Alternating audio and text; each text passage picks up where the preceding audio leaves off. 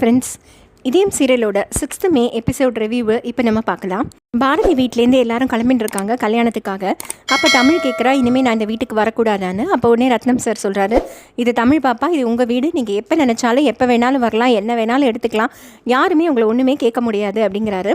உடனே தமிழ் சொல்கிறா, நான் உங்களை ரொம்ப மிஸ் பண்ணுவேன் தாத்தா பாட்டியை அப்படின்னு சொல்கிறா. இதெல்லாம் கேட்ட உடனே ரத்னம் சார் எல்லாருக்குமே ரொம்ப கஷ்டமாயிடுது. அப்போ உடனே ரத்னம் சார் சொல்கிறாரு, பாப்பா நீங்கள் தாத்தான்னு நினச்சாலே போகிறோம், நான் அங்கே நிற்பேன் அப்படிங்கிறாங்க. எல்லாரும் இப்போ கல்யாணத்துக்காக கிளம்புறாங்க. அப்போ உடனே மணி தனத்தை நிறுத்தி, என்ன தனம் நீ உங்கள் அம்மாவும் நிறைய பிளான் பண்ணீங்க, கடைசியில் எதுவுமே நடக்கல போல் இருக்கு, இப்போ கல்யாணத்துக்கு ரெடியாகி எல்லாரும் கிளம்பிட்டீங்க அப்படின்னு கேட்குறாரு. உடனே தனம் சொல்கிறாங்க, இல்லைங்க நான் யோசிச்சு பார்த்தேன், எனக்கு என்னமோ இதில் வாசுவோட ஆத்மா ஏதோ சம்மந்தப்பட்ட மாதிரி எனக்கு தோணுது. ஏன்னா வாசுவோட இதயம் ஆதிக்கிட்ட இருக்குது, இதெல்லாம் நடக்கிறத பார்த்தா எல்லாமே வாசுவே நடத்தி வைக்கிற மாதிரி இருக்குது. இல்லைனா இவ்வளோ பிரச்சனையை தாண்டி இந்த விஷயம் இவ்வளோ தூரம் கல்யாணம் வரைக்கும் வரத்துக்கு வாய்ப்பு இல்லை. ஸோ இதில் ஏதோ ஒன்று நம்மளை மீறி ஒன்று இருக்குதுன்னு எனக்கு தோணுது, அதனால தான் நான் சும்மா இருக்கேன் அப்படின்னு தனம் சொல்கிறாங்க.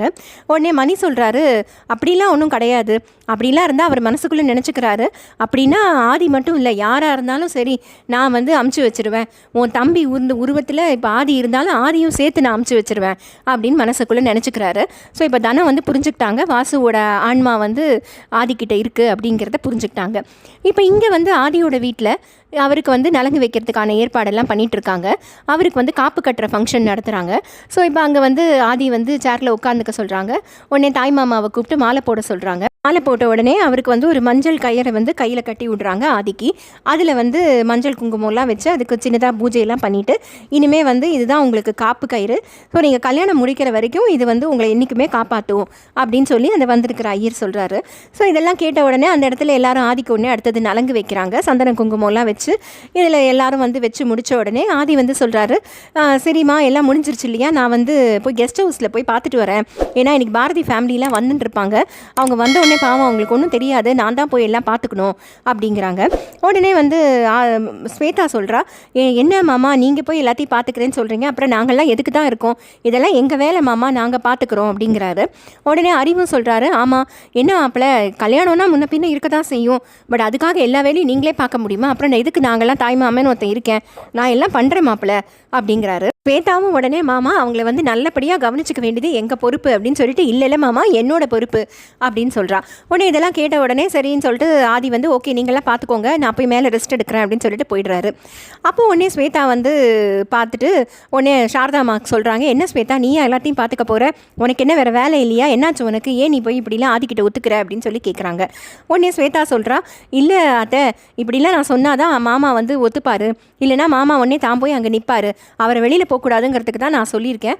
அதோடு இல்லாமல் இப்போ நாம் கொடுக்குற ட்ரீட்மெண்ட்டை பார்த்து அவங்கெல்லாம் ஓடியே போகிறாங்க, ஒரு ராத்திரி கூட இங்கே தாக்கு பிடிக்க மாட்டாங்க அப்படின்னு சொல்கிறா. இதை கேட்ட சாரதாமா சொல்கிறாங்க, ஐயோ நீங்கள்லாம் என்ன பிளான் பண்ணி வச்சுருக்கீங்க, எதையாவது பண்ணி கடைசியில் ஆதி என்னை விட்டு வெறுத்து போகிற மாதிரி எதுவும் செஞ்சிடாதீங்க, இந்த கல்யாணம் நடக்காமல் இருந்தால் நல்லது தான், பட் ஆனால் ஆதி என்னை விட்டு என்றைக்குமே போயிடக்கூடாது, இப்போ நடக்கிறதெல்லாம் பார்த்தா எனக்கு கல்யாணம் எப்படியோ நடந்துட்டு போட்டோம், ஆனால் ஆதி மட்டும் என் கூட எப்போவுமே இருக்கணும்னு தான் எனக்கு தோணுது அப்படின்னு சொல்கிறாங்க சாரதாம்மா. அறிவு சொல்கிறாரு, அக்கா நீங்கள் எதுக்கும் கவலைப்படாதீங்க, இது எங்கள் பொறுப்பு, இந்த கல்யாணத்தை நாங்கள் நிறுத்தி காட்டுறோம் அப்படின்னு சொல்கிறாரு. இதெல்லாம் பவானியும் ஏகாம்பரமும் பார்த்துட்ருக்காங்க. உடனே சாரதாம்மா பவானி கிட்டேயும் ஏகாம்பரத்துக்கிட்டையும் போய் சொல்கிறாங்க, இந்த மாதிரி நாம் எல்லோரும் ஆதிக்கு உடம்பு சரியில்லாத போது நாம் எல்லோரும் சேர்ந்து நின்று தான் ஆதியை காப்பாற்றினோம், இப்போ அதே மாதிரி இந்த கல்யாணம் யாருக்குமே பிடிக்கல எங்கள் யாருக்கும், அதனால் நீங்களாமும் என் கூட நின்று இந்த கல்யாணத்தை நிறுத்தணும், ஆனால் எந்த விதத்துலேயும் ஆதிக்கு நம்ம மேலே சந்தேகம் வரக்கூடாது, அந்த குடும்பமாக இந்த கல்யாணம் வேண்டான்னு சொல்லிட்டு போகிற மாதிரி இருக்கணும் அப்படின்னு சாரதாம்மா சொல்கிறாங்க. உடனே பவானி சொல்கிறாங்க, எனக்கு புரியுதுக்கா நீங்கள் என்ன சொல்ல வரீங்கன்னு, நாங்கள் கண்டிப்பாக உங்களை சப்போர்ட் பண்ணுறோம்க்கா அப்படின்னு சொல்கிறாங்க. ஏகாம்பரமும் சொல்கிறாரு, அண்ணி நீங்கள் கவலைப்படாதீங்க, இதெல்லாம் எங்கள் பொறுப்பு, நீங்கள் நிம்மதியாக இருங்க அப்படின்னு சொல்கிறாங்க.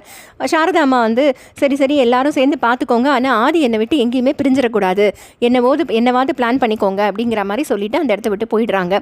இப்போ உடனே அறிவு ஏகாம்பரத்துக்கிட்டையும் பவானிக்கிட்டையும் சொல்கிறாரு, இது பாருங்கள் நாமெல்லாம் இத்தனை நாள் எதுக்கோ சண்டை போட்டிருக்கோம், ஊர் ரெண்டு பட்டா கூத்தாடிக்கு கொண்டாட்டங்கிற மாதிரி நடுவில் வந்தவ அவள் நம்மளை அதிகாரம் பண்ணுற மாதிரி இருக்கக்கூடாது, அதனால் நீங்கள் எல்லாம் வந்து எங்கள் கூட வந்து கோஆப்ரேட்டிவாக இருக்கணும். நாம் எல்லாருமா சேர்ந்து அந்த குடும்பத்தில் இந்த கல்யாணம் நடக்காமல் பார்த்துக்கணும், அந்த குடும்பத்தை துரத்தி விட்டுறணும் அப்படின்னு சொல்கிறாரு. உடனே ஏகாம்பரம் சொல்கிறாரு, புரியுது, நாங்கள் கண்டிப்பாக உன்னை சப்போர்ட் பண்ணுவோம். என்ன ஒரு 2 நாள் நாங்கள் பேசாமல் இருக்கணும், அவ்வளோதானே, நாங்கள் எதை பற்றியும் பேச மாட்டோம், நீங்கள் என்ன பண்ணுறீங்களோ பண்ணிக்கோங்க அப்படிங்கிறாரு. உடனே அறிவு வந்து ரொம்ப நன்றி, நான் சொன்னதை புரிஞ்சுக்கிட்டு நீங்கள் ஏற்றுக்கிட்டதுக்கு அப்படின்னு ஏகாம்பரத்துக்கிட்டையும் பவானிக்கிட்டையும் சொல்லிவிட்டு அந்த இடத்த விட்டு போயிடுறாங்க. இப்போ ஏகாம்பரமும் பவானியும் பேசிக்கிறாங்க. அப்போ உடனே பவானி சொல்கிறாரு, இது என்ன திடீர்னு வந்து இத்தனை நாள் நம்ம கூட சண்டை போட்டுட்டு இருந்தவங்க இப்போ சமாதானமாக பேசுகிறாங்க. அதோடு இல்லாமல் இது நம்மளை மீறி ஏதோ ஒரு விஷயம் இங்கே உண்மையும் ஒன்று மறைஞ்சிருக்குன்னு நினைக்கிறேன். ஆனால் அந்த உண்மை வந்து கண்டிப்பாக அக்காவுக்கும் தெரிஞ்சிருக்கு. ஸோ அது என்ன உண்மைன்னு தான் நமக்கு தெரியல அப்படின்னு பவானி சந்தேகப்படுறாங்க.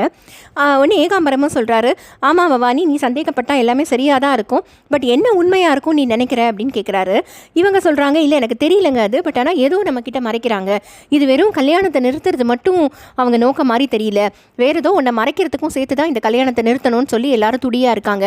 சரி பார்ப்போம், நடக்கிறச்சே நமக்கே தெரியும் அப்படின்னு சொல்லி பவானியும் ஏகாம்பரமும் பேசிக்கிறாங்க. பாரதி இப்போ சென்னைக்கு காரில் வந்துட்டு இருக்காங்க. அப்போ ஆதி வந்து பாரதிக்கு கால் பண்ணுறாரு.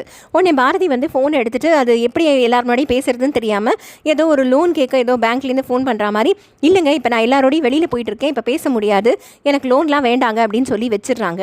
இதை வந்து ரத்னம் சார் கவனிச்சுக்கிட்டே இருக்காரு.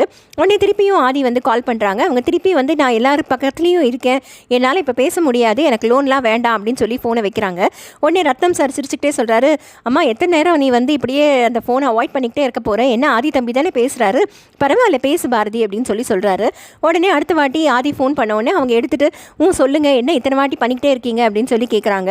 அதுக்கு உடனே ஆதி சொல்கிறாரு, நான் எவ்வளோ ஆசையாக உங்ககிட்ட பேசணும்னு ஃபோன் பண்ணுறேன் பாரதி, என்ன பாரதி நீங்கள் ஃபோனே எடுக்க மாட்டேங்கிறீங்க அப்படின்னு சொல்லி கேட்குறாரு. உடனே இவங்க சொல்கிறாங்க, நான் எல்லாரோடையும் இருக்கேன், எப்படி ஆதி பேசுறது அப்படிங்கிறாங்க. அதனால் என்ன, நான் வந்து உங்ககிட்ட பேசணுன்ட்டு தானே பண்ணுறேன் அப்படின்னு சொல்லி அவர் சிரிச்சுக்கிட்டே ஏதோ பேச ஆரம்பிக்கிறாரு. அந்த இடத்துல வந்து ஸ்வேதா நின்று இதெல்லாம் பார்த்துக்கிட்டே இருக்கா. அதோடு இந்த எபிசோடு முடியுது. இதயம் சீரியல் பற்றின அப்டேட்ஸ் தெரிஞ்சுக்க என்னோடய சேனலை சப்ஸ்கிரைப் பண்ணி வச்சுக்கோங்க. Thank you friends.